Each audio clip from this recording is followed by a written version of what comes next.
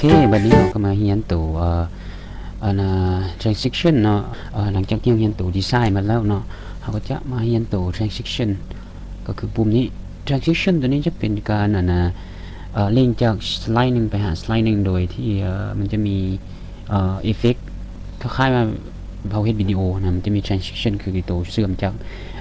วิดีโอที่1หาวิดีโอที่2สินะยกตัวอย่างเนาะเจ้าจะเริ่มกลับไปหาตัวสไลด์ที่1นี้ก่อนตัวอย่างว่าเขาอยากเฮ็ดสไลด์นี้ไปหาสไลด์ที่2ถ้าเขาบ่มี transition นะก็คือ none เนาะเขาก็จะสมมุติว่าสไลด์ที่1ไปสไลด์ที่2ไปสไลด์ที่3เริ่มไปสิมันจะเห็นเลยสินะคือมันจะบ่มีตัวเสื่อมว่า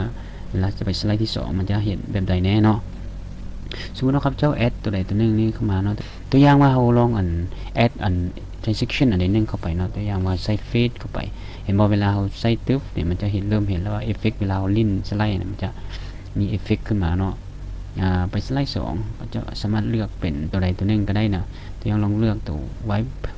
โอเคเขาลองไปเขาเฮ็ดหลังจากที่สมมุติเราเติมเอฟเฟกต์เข้าไปแล้วเราจะเห็นมีรูปมีรูปไม้ดาวอยู่นี่ข้างๆนี่ว่าสไลด์ตัวนี้มีเอฟเฟกต์แล้วเนาะ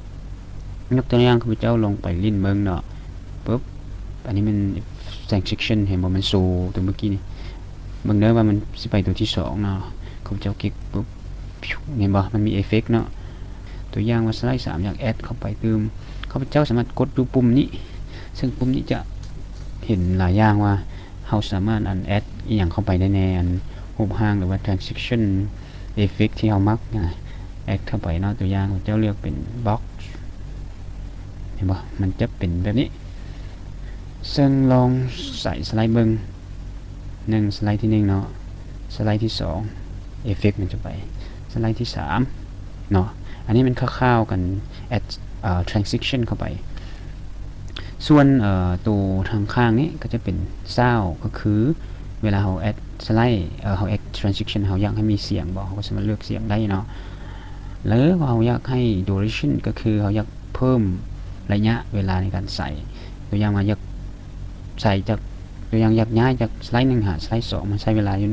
1.6 วินาทีเนาะก็คือเวลามันจะใส่สไลด์นะเราสามารถปรับขึ้นปรับลงได้เนาะว่าจากวินาทีให้มันไปหาสไลด์ที่2ได้เนาะ on mouse click ก็คือหลังจากก็คือเราต้องใช้เมาส์คลิกไปหาสไลด์แล้วมันจึงเฮ็ดเวียกเนาะถ้าเราบ่ใช้เมาส์คลิกก็บ่เฮ็ดเวียกเนาะอันนี้มันจะติ๊กใส่เนาะหรือเราสามารถเฮ็ดเป็น after ก็คือเราเลือกเวลาได้ว่าจากนาทีหรือว่าจากวินาทีให้เอฟเฟกต์ตัวนี้เฮ็ดเวียกนะฉะนั้นส่วนหลายแล้วคันผู้ที่ใช้เอฟเฟกต์หลายนะเขาอาจจะหรือว่าผู้ที่เว้าเก่งๆแล้วในสไลด์นะเขาจะใช้ after คือเขาจะกำหนดเวลาว่าจากวินาทีเขาสิเว้านี้จากวินาทีเขาสิเว้าตัวต่อไปแต่ละอันไปเลยนะแล้วถ้าไผบ่ชำนาญตัวนี้ก็ให้เลือกคลิกเมาส์คลิกเนาะสมมุติว่าเวลาเราเว้าพรีเซนต์เว้าแล้วเราก็อยากย้ายไปตัวสไลด์ต่อไปก็มีแต่คลิกเนาะอยู่ปุ่มเมาส์นั่นแหละมันก็จะย้ายไปหาสไลด์ที่2แบบนี้นะ ส่วนตัวeffect option นี่ก็จะมีจากมีหลายอย่างมีอยู่4อันเนาะมีอยู่4อันก็คือ from right from bottom from left from top right ก็คือย้ายจากขวามาคือเอฟเฟกต์ตัวนี้นะเอฟเฟกต์ทุกอย่างที่เรา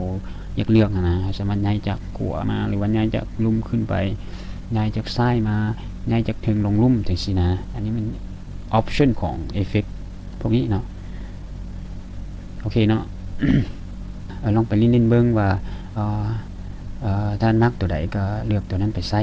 แล้วก็สามารถเลือกได้ตามใจเนาะอันนี้เป็น transition ต่อไปจะไปเรียนตัว animation เนาะ